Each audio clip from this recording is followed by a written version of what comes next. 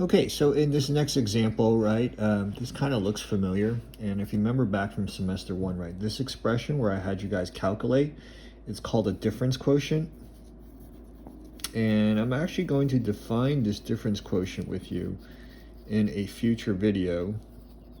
And you will actually see what is the point of this expression over here, okay? All right, but for now, we are just evaluating this. And so this is just a little review from first semester, okay?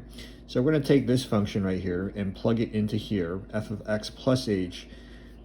X plus h is 3 parentheses x plus h plus 1. So let's write everything out. The limit as h approaches 0, f of x plus h is the square root of 3x plus h, right? You plug in the x plus h into this expression, plug it into here, okay? And then plus 1 minus your function itself, which is the square root of 3x plus 1, all over h. Okay, so really this problem just becomes a limit problem.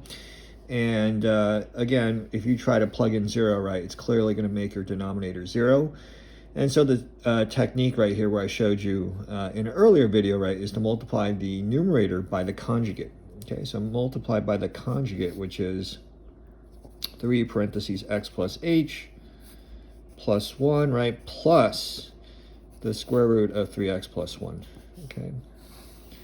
So lots of writing over here, 3 parentheses x plus h plus 1 plus the square root of 3x plus 1. All right, so in your numerator, right, you're going to have your sum and difference pattern, right? A minus b times a plus b is a squared minus b squared. So when you simplify that, a squared minus b squared, you're just going to have 3 x plus h plus 1 minus parentheses, right, 3x plus 1. Okay, now again, in my denominator, I'm not going to distribute the h because I need to cancel it out anyways. I'm going to distribute these terms right here. This is just 3x plus 3h plus 1 plus the square root of 3x plus 1. Okay, so the goal right here, right, there's still an h over here. The goal is to somehow cancel out this h such that I can actually evaluate. I don't know why this turned into an x. This should be h. Such that I can plug in h as 0 and no longer will I have 0 in the denominator. If I plug in h right now, right, it's going to make my denominator 0, okay? All right, so, you know, you can keep simplifying here. The limit as h approaches 0, this is 3x plus 3h plus 1 minus 3x, right, minus 1.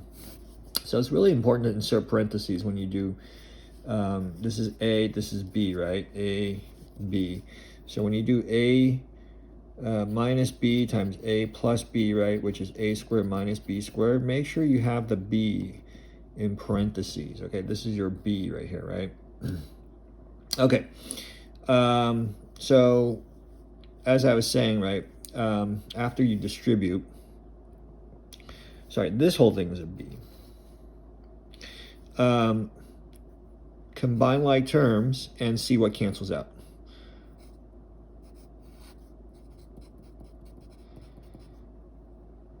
Oops, there should be a 3h.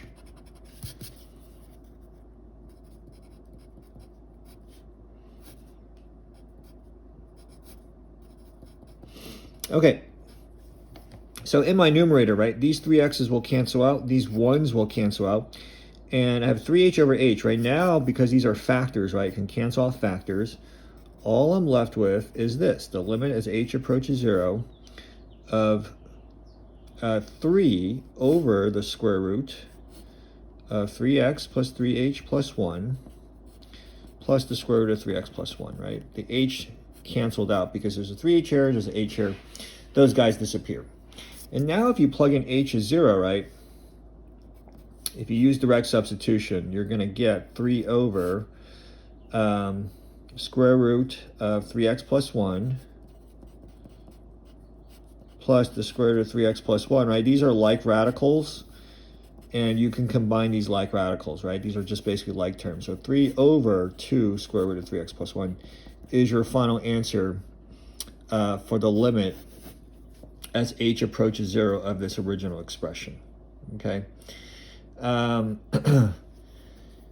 it also says evaluate when x is 0. So when x is 0, you can just plug in your final value for 0 right here. For, the value of 0 into this expression. You're going to get 0 plus 1, which is just 3 over 2.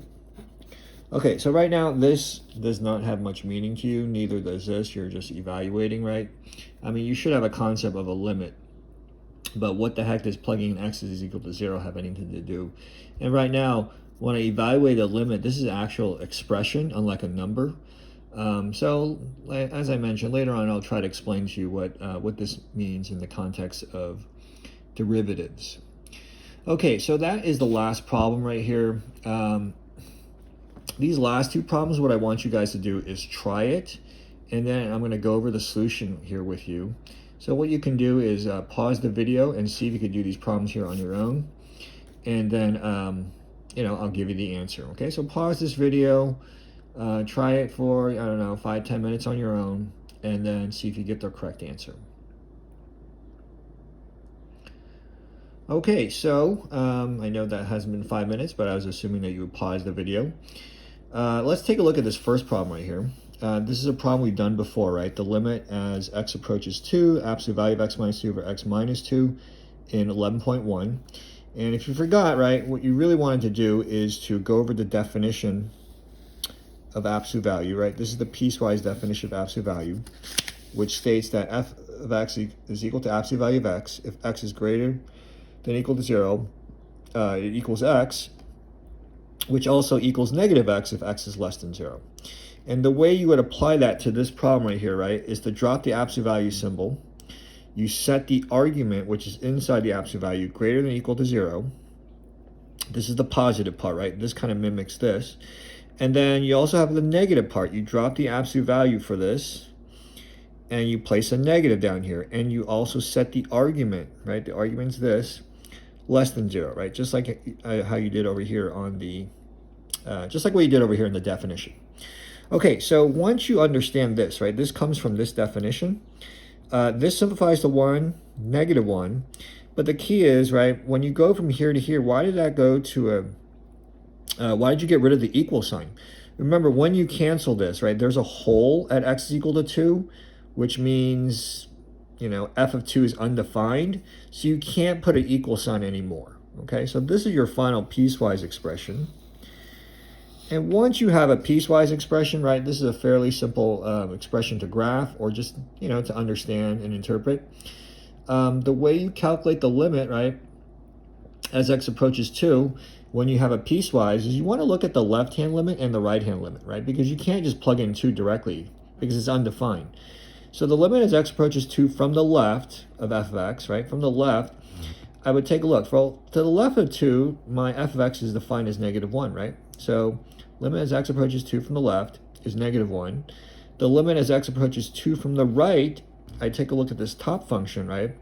The y value is going to equal 1. So over here, the limit as x approaches 2 from the right is positive 1. This is my RHL. Now remember, for limit to exist, right, the left-hand limit and the right-hand limit have to be the same. These numbers are not the same. So you can write a statement, LHL does not equal RHL. Therefore, the limit as x approaches 2 of the absolute value of x minus 2 over x minus 2 does not exist. Okay? All right, so this last problem right here is an algebraic problem, right? You have to manipulate algebraically is what I mean. If you plug in 4 directly, it's not going to work, right? You're going to have a 0 in the denominator, which we don't want, which doesn't mean we can't do it. And so to manipulate this algebraically, I would multiply the radical, my numerator, by the conjugate. Okay, so I started over on this line right here. Multiply by 2 plus root x, 2 plus root x, top and bottom. You have your sum and difference pattern, which means this is a squared minus b squared. This is your b, right? If you square a radical, it's just the argument itself. You square 2, you get 4. And these two numbers look quite similar, right? Or these two expressions look quite similar. So factor out that negative. You're going to get 1 over square root of 2 plus x. Sorry. You're going to get 1 over 2 plus the square root of x, right? Notice I didn't FOIL over here. And normally it's okay if I just put the negative here, right? But if you have some kind of expression, make sure you put parentheses. Or you can just put it at the bar just to be safe. Now you can use direct substitution, right? If you plug in 4, the square root of 4 is 2. You're not going to get 0 in the denominator. 2 plus 2 is 4, and your final answer is -1/4.